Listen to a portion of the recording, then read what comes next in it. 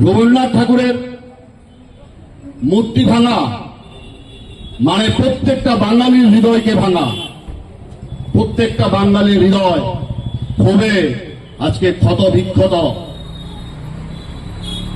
প্রতিবাদের ভাষা আজকে কোথায় তাকে জানাবে যিনি বাংলাদেশের শাসনে বসে রয়েছেন, উনি স্বৈরাচার। অনেকে বলেন ইউনূসের সরকার, আমি বলি স্বৈরাচারী সরকার।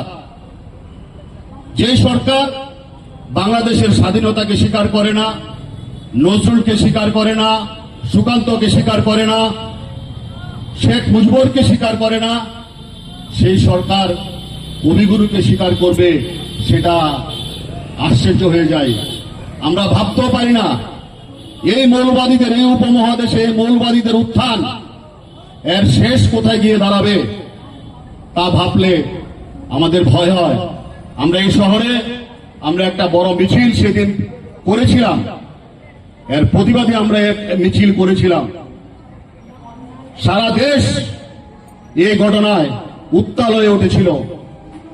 কবিগুরুর উপর আঘাত, কবিগুরুর মূর্তিকে ভাঙা, এটাকে প্রত্যেকটা মানুষ, আমি বলবো যারা এই বাংলাদেশে রয়েছেন, যারা সুস্থ সংস্কৃতিকে বিশ্বাস করেন,